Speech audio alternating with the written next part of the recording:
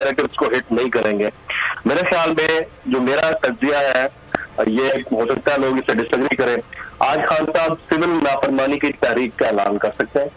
उसमें ये हो सकता है कि वो कहें कि आप पेट्रोल इस्तेमाल करना बंद कर दें, आप डीजल इस्तेमाल करना बंद कर दें। हो सकता है खान साहब ये भी कहें कि आप जो इतने बड़े लेवल पर जाकर रोजाना की बुनियाद के ऊपर शॉपिंग्स करते हैं उसको कट डाउन करें, आप अपने लाइफस्टाइल को कट डाउन करेंगे। जब ये सारी सप्लाई और डिमांड का एक फैक्टर बिल्कुल इनबैलेंस हो जाएगा तो ये लोग महंगाई कम करने के ऊपर, आपको याद होगा 2014 में भी उन्होंने बिल आगे खा रहे थे।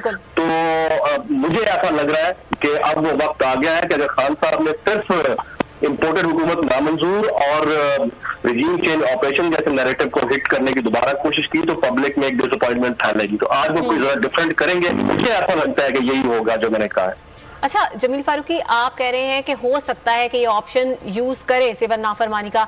दूसरी जानिब हमने ये देखा है कि राना सनाउल्लाह की जानिब से फिर वैसे ही बयानात आ रहे हैं जिस तरह के पिछली दफा आए थे और 25 जून को हमने देखा भी कि क्या सूरत हाल पैदा हुई। आप क्या समझते हैं कि आज हुकूमत इस पोजीशन में है कि पिछली दफा वाली सूरत हाल पैदा करे?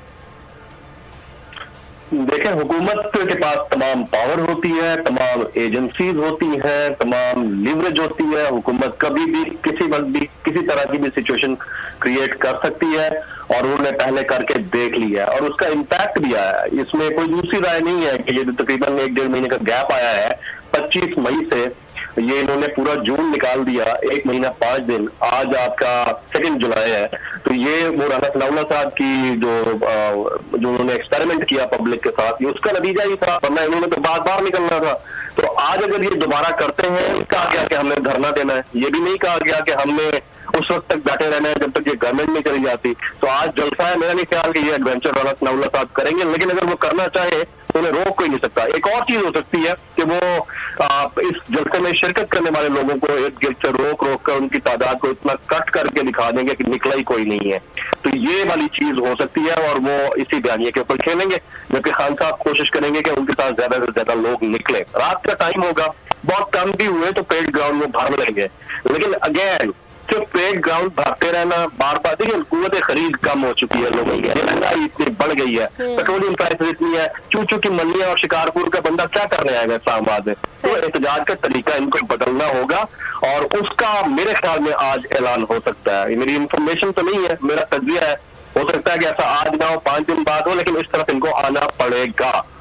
अच्छा जमील, हमने लोगों के नैरेटिव में एक बहुत बड़ा चेंज देखा है और वो यही है जो खान साहब ने कहा था कि आप पाकिस्तान तहरीक इंसाफ के लिए नहीं निकले, आप मेरे लिए नहीं निकले, आप इस मुल्क के लिए निकले। और आज हमने देखा, हमने जितने भी लोगों से बात की उनकी जानिब से यही नैरेटिव सामने आया है कि आज हम पाकिस्तान के लिए निकले हैं, आज हम अपने लिए निकले हैं। बिल्कुल, देखें अब इसमें अगर लीडर लेस भी एक्टिविटी करनी पड़े तो पब्लिक को करनी चाहिए। दिस इज नॉट इंसाइटमेंट और ये कोई एजिटेशन वाली बात मैं नहीं कर रहा, लेकिन आप खुद देखिए ना कि अगर 150 रुपये का पेट्रोल था और 145-150 का था, उसको ये तकरीबन 250 तक ले गए, अब 300 तक चला जाएगा। अब कोई ची गुएरा ही उठ के आए और इनको कब्रों से उठाए तो ये उठ जाए तो बड़ी बात है, या फिर कोई मौजे दूंग आए वो इनको उठाए तो अलग बात है, वरना लीडर के उठाने से नहीं खुद फील होना चाहिए कि महंगाई कहाँ है। और ये फीलिंग वाली बात भी जो है ना 2 कैटेगरीज के अंदर डिवाइडेड है। एक तो है middle and lower middle class, जो कि वैसे ही महंगाई के इस तूफान के अंदर इस कदर परेशान है कि उनको खाने के पैसे नहीं मिल रहे हैं, उनको टाइम पे बिजली नहीं मिल रही, उनके हालात इतने बुरे हैं कि वो क्या निकलेंगे और क्या एहतजाज करेंगे। उनका एहतजाज पता है क्या होगा, उनकी जेब में पैसा नहीं होगा ना, वो अमीर से छीनेंगे। ये अनारकी की कैफियत होती है। तो गरीब को तो आप भूल जाएंगे, वो निकलेगा। अब जो अमीर है, यानी जो अपर मिडिल क्लास और अपर क्लास है, उनका प्रॉब्लम महंगाई नहीं है। आप जाए सेंटोर रेगिडिस मॉल, आप जाए डॉल्मेन मॉल, आपकी आंखें खुल जाएंगी, एक बंदा 2-2 लाख की खरीदारी कर रहा है। उनके लिए अगर बकरा 30,000 का था, अब 60,000 का, उनको कोई फर्क नहीं है।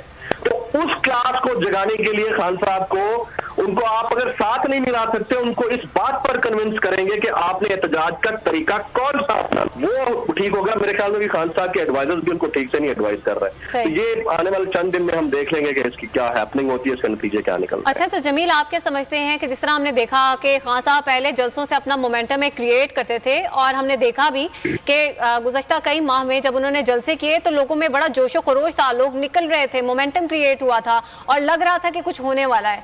अब ऐसा नहीं है, तो आप क्या समझते हैं कि खान साहब को फिर से वही वाली तरीकाकार अपनाना पड़ेगा, बार बार जलसे करने पड़ेंगे, लोगों को बाहर निकालना पड़ेगा?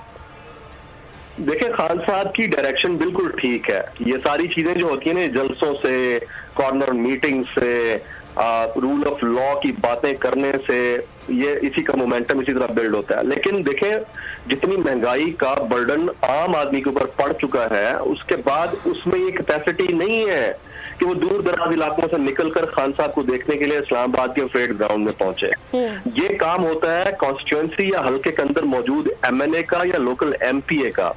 वो वहां पर लोगों को मोबिलाइज करता है, उनके लिए गाड़ियों का अरेंजमेंट करता है, उनको ये फैसिलिटेट करता है कि गाड़ी है नहीं है, जेब में पैसे है नहीं है, मैं आपको लेके जाऊंगा। वो भी ये नहीं हो रहा।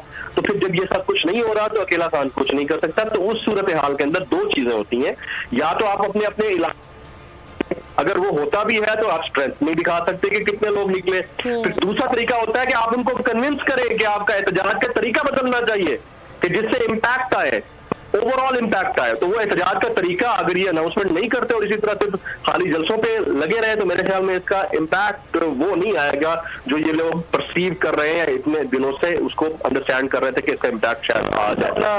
अपना जो इतना बना बनाया जो अपना नैरेटिव था और इतना इम्पैक्ट था, उसको खुद खराब किया। अगर 25 मई को खान साहब वापस ना जाते, कोई भी रीजन वापस ना जाते, तो शायद हालात और उसके बाद वो गैप तो भी शायद कुछ और होती।